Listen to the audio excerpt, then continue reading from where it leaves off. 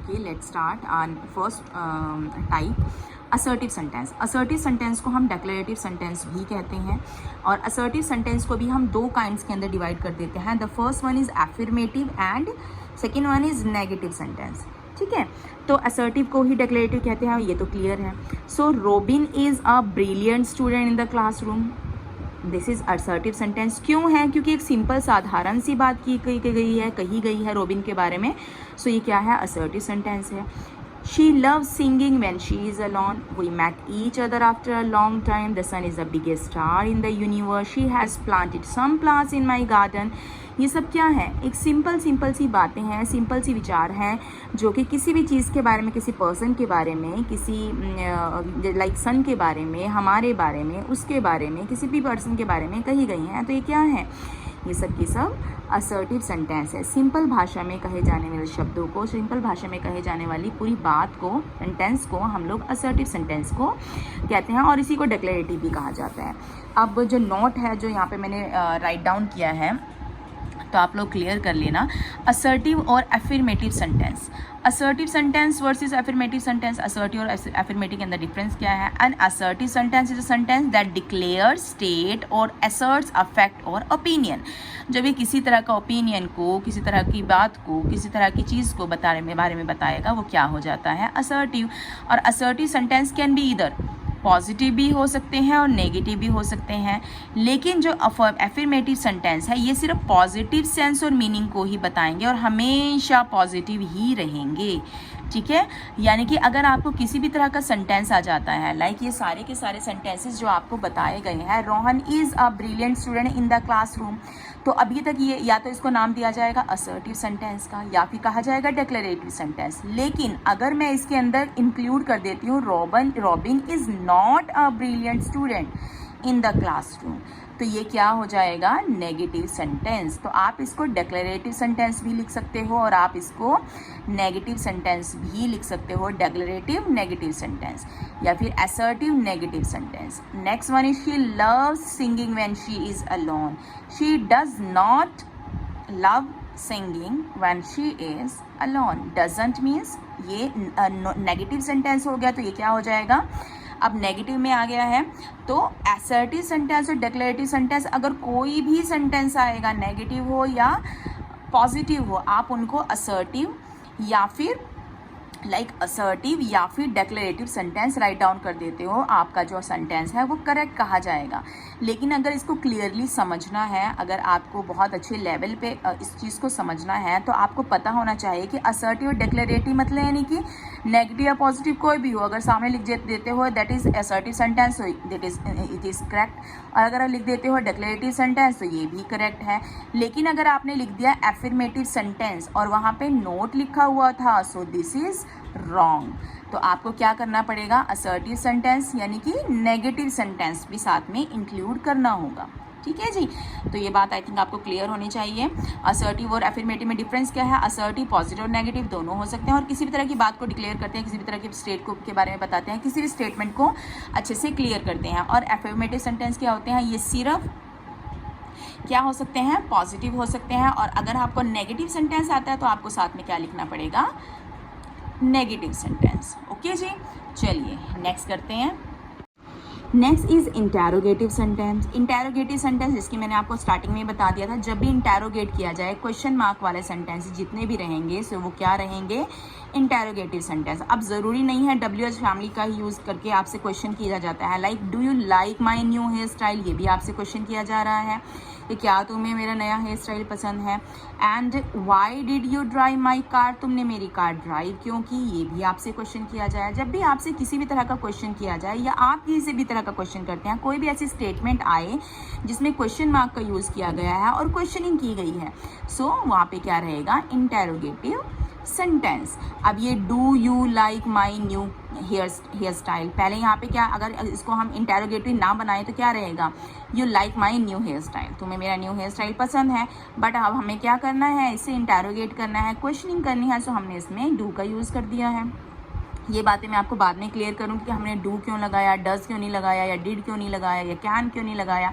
ये सब चीज़ें आपको नेक्स्ट आने वाली वीडियोज़ के अंदर मैं आपको क्लियर करने वाली हूँ। सो फर्स्ट आप यही समझ लो कि आज हम सेंटेंसेस के बारे में कर रहे हैं, तो सेंटेंसेस के बारे में ही आपको अच्छे से एक्सप्लेन किया जाना ज़्यादा ज़रूरी है। ओके जी। सो सिर्फ WH फैमिली वाले जितने भी सेंटेंसेस होंगे वही इंटेरोगेटिव नहीं होंगे। आपको अगर कहा जाएगा कि do you, can you, are you, will you, isn't your, तो ये जितने भी सेंटेंसेस हैं जहाँ पे क्वेश्चन मार्क का यूज़ किया जाएगा वो सारे के सारे सेंटेंसेस क्या रहेंगे, इंटेरोगेटिव सेंटेंस।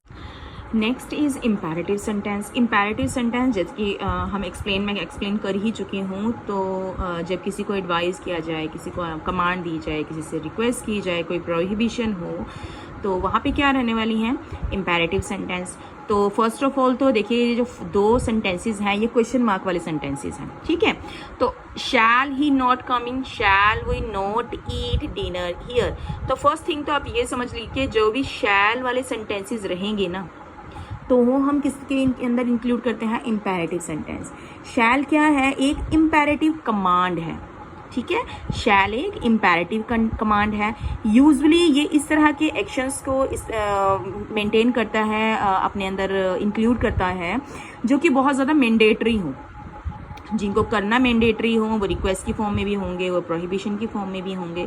तो शैल वाले जितने भी सेंटेंसेस आपको आते हैं इम्पेरेटिव सेंटेंस में ही इंक्लूड किए जाएंगे, क्योंकि shall is an imperative command.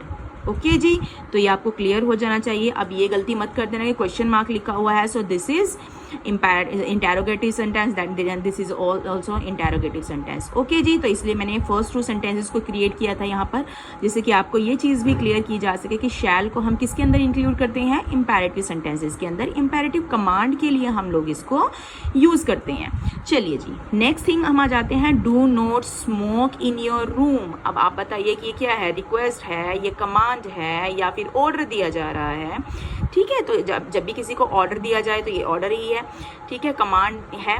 तो यहाँ पे क्या रहेंगे, इम्पेरेटिव सेंटेंस करेंगे। You wash your hand first and then eat. ये आपको क्या दी जा रही है, एडवाइस दी जा रही है। क्लीन योर रूम, ये आपको कमांड किया जा रहा है। Stop talking and open your book, ये भी आपको कमांड किया जाएगा, ठीक है।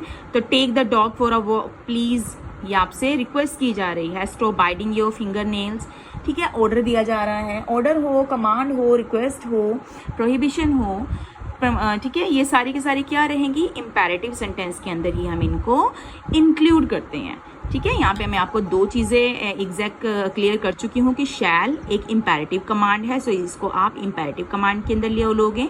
और जब भी आपको कोई ऑर्डर दिया जाए, कोई एडवाइस दी जाए, कोई रिक्वेस्ट किया जाए, कोई कमांड किया जाए, ठीक है, या फिर प्रोहिबिशन हो किसी चीज़ के लिए, किसी चीज़ के लिए मैंडेटरी कोई सिचुएशन आ जाए, तो वहाँ पे क्या यूज़ होता है, वो सेंटेंसेस किस तरह के रहेंगे, इम्पेरेटिव सेंटेंसेस। ओके जी। ये पूरी वर्कशीट मैं आपको इसीलिए दिखा देती हूँ मैक्सिमम टाइम कि आप इन सारे जितने भी सेंटेंसेस मैंने क्रिएट किए हैं, जितने भी सेंटेंसेस मैंने यहाँ पे राइट डाउन किए हैं, आप इनकी प्रैक्टिस कर लें, जिससे कि आपको क्लियर हो जाए कि कौन सा सेंटेंस इंटेरोगेटिव है, कौन सा इम्पेरेटिव है, कौन सा असर्टिव है। और फिर भी अगर आपको कोई डाउट रहता है तो आप कमेंट सेक्शन के अंदर मुझसे पूछ सकते हो, और जो मेरे अपने स्टूडेंट्स हैं वो तो मुझे बाय व्हाट्सएप ही क्लियर कर सकते हैं, या फिर जब स्कूल्स ओपन हो जाएंगे तब हम लोग एक दूसरे के साथ क्लियर कर लेंगे। Next is exclamatory sentence. Exclamatory sentence देखिए मैंने आपको बता दिया था कि एक्सक्लेमेशन मार्क्स का यूज़ किया जाएगा, या तो at the end of the sentence किया जाएगा, या फिर छोटी सी कोई भी कोटेशन देने के बाद, कोई भी वर्ड्स देने के बाद आपको उसका एक्सक्लेमेशन का मार्क किया जाएगा। बट एक्सक्लेमेशन ज़रूर होगा, एक्सक्लेमेटरी है तो एक्सक्लेमेशन रहेगा ही रहेगा। तो ये क्या एक्सप्रेस करता है, ये किसी तरह की वंडर हो, किसी तरह की हैप्पीनेस हो, इन सब चीज़ों को ये एक्सप्रेस करने वाला है, जो कि मैं आपको ऑलरेडी बता चुकी हूँ। Like I am extremely sorry for your loss. अब आप किसी के लिए पछतावा बताने के लिए गए हो, किसी के लॉस के लिए आपको रिग्रेट कर रहे हो, आपके यहाँ आपको बहुत ज़्यादा अफसोस हुआ है, तो एक्सक्लेमेटरी यानी कि एक्सक्लेमेट कर रहे हो, तो आप यहाँ पे एक्सक्लेमेटरी सेंटेंस आ गया। हुर्रा, खुशी जाहिर कर रहे हो, कॉन्ग्रेचुलेशंस, किसी को बधाई देने के लिए। You are so romantic, like आपकी फीलिंग्स को एक्सप्रेस करने के लिए फीलिंग्स होनी चाहिए जो आपकी फीलिंग्स को एक्सप्रेस करे, वो हैप्पीनेस की हो, वो सैडनेस की हो, वो वंडर की हो, वहाँ पे क्या रहने वाला है एक्सक्लेमेटरी सेंटेंस। बहुत ही ईजी सा है, कोई ज़्यादा प्रॉब्लम इसमें क्रिएट मैक्सिमम टाइम नहीं होती है, तो आप इसको बहुत ईजिली कर लोगे। जब भी आपको कोई भी वंडर हो या हैप्पीनेस हो या फिर सैडनेस हो, किसी तरह की न्यूज़ देनी हो आपको इस तरह से रिलेटेड, तो वहाँ पे एक्सक्लेमेशन मार्क यूज़ होगा और एक्सक्लेमेटरी सेंटेंसेस को ही हम इनको कहते हैं। So last one is optative sentence. Optative sentence जो रहेगा वो भी देखो मैंने आपको बताया था कि इन दोनों में क्या होता है, कई बार एक्सक्लेमेशन मार्क्स यूज़ हो जाते हैं लाइक हियर, है ना, तो आप कंफ्यूज हो जाते हो लाइक ये 15th में है, लाइक 16th में है, लाइक 18th में है, लाइक 19th में है, लेकिन आपको ये क्लियर कर देना ज़्यादा ज़रूरी है। लेकिन ये सब किस चीज़ के लिए है, ये विश के लिए है, किसी को विश करना, है ना, किसी को ब्लेस करना, किसी को कर्स करना, इन सब चीज़ों के लिए हम क्या यूज़ करते हैं, optative sentence. May God bless you, हम किसी को विश कर रहे हैं, this is also wish, this is also wish, ठीक है। हम किसी के लिए प्रे करें, मे the Lord be with you, हमेशा तुम्हारे साथ रहे भगवान, तो ये हम किसी के लिए प्रे कर रहे हैं। जब भी हम किसी के लिए प्रे करते हैं, किसी को विश करते हैं, किसी को कर्स करते हैं, ठीक है, वहाँ पे हमारा क्या रहने वाला है, ऑप्टेटिव सेंटेंस। और ये भी बहुत ज़्यादा सुपर ईजी रहने वाला है, बस आपको इन चीज़ों में कन्फ्यूज़ नहीं होना है कि यहाँ पे अगर एक्सक्लेमेशन मार्क है तो एक्सक्लेमेशन मार्क है। एक्सक्लेमेशन मार्क का मतलब होता है भौचंकी जो हो जाते हैं, हम एकदम से वंडर में आ जाते हैं, देख के एकदम से आश्चर्यचकित रह जाते हैं। ऐसी फीलिंग्स को एक्सप्रेस करने के लिए एक्सक्लेमेटरी सेंटेंसेस का यूज़ किया जाता है, या फिर किसी तरह की बहुत ज़्यादा हैप्पीनेस को जाहिर करने के लिए वर्ड्स लाइक हुर्रा हम यूज़ करते हैं, और अलास हम दुख के लिए यूज़ करते हैं। अगर इनके बाद एक्सक्लेमेटरी सेंटेंसेस रहेंगे तो वो एक्सक्लेमेटरी ही कहलाते हैं, उनको ऑप्टेटिव नहीं कहेंगे। लेकिन जब हम किसी को विश करते हैं, किसी के लिए प्रे करते हैं, किसी को अच्छी विशेस देते हैं, तो वहाँ पे क्या रहने वाले हैं, ऑप्टेटिव सेंटेंस। आप जो मैंने डिस्क्रिप्शंस बताई थी वो अच्छे से रीड आउट कर लेना, उनमें भी आपको बहुत ज़्यादा हेल्प मिल जाएगी। और जितने भी मैंने यहाँ पर सेंटेंसेस को क्रिएट करके रखा हुआ है, सेंटेंसेस को मैं दिखा भी रही हूँ कंटिन्यूटी में, आप इन सारे सेंटेंस से बहुत ज़्यादा हेल्प ले सकते हो। तो आपका ईजी रहेगा कि इन सेंटेंसेस को कैसे बनाया जाए। तो मैं आपको सेंटेंस करवा चुकी हूँ, और नेचर के अकॉर्डिंग इसके 2 टाइप्स हैं, और दोनों में से मेरे सेकंड टाइप है, उसके 5 कैटेगराइज उसको किया जाता है। 5 के अंदर इंक्लूड किया जाता है assertive, interrogative, imperative, optative and exclamatory sentence. तो मैं सारे के सारे आपको ऑलरेडी एक्सप्लेन कर चुकी हूँ। अगर आपकी किसी भी एक्सक्लेमेशन के अंदर जो मैंने आपको एक्सप्लेन किया है उसके अंदर कोई भी डाउट रहेगा तो आप कमेंट सेक्शन में पूछ सकते हो, और मेरे अपने स्टूडेंट्स ऑब्वियसली पूछ ही लेंगे मुझसे। So thank you. Next video में मिलते हैं, जो कि रहने वाली है आपके जो फर्स्ट है अकॉर्डिंग टू स्ट्रक्चर के अकॉर्डिंग जो है हमारा जो सेंटेंस है उसकी जो फॉर्मेशन है वो कैसे की जाती है, like simple sentence, like compound sentence, like complex sentence. तो अगर ये जो सेंटेंसेस का स्ट्रक्चर है उसके अकॉर्डिंग अगर आपको समझना है तो उसके लिए मुझे पहले क्लोज को एक्सप्लेन करना पड़ेगा। तो क्लोजेस की एक्सप्लेनेशन मैं आपकी नेक्स्ट वीडियो में दूंगी, उसके बाद हम लोग ये तीनों सेंटेंस को ईजिली समझ सकते हैं। ओके जी, थैंक यू।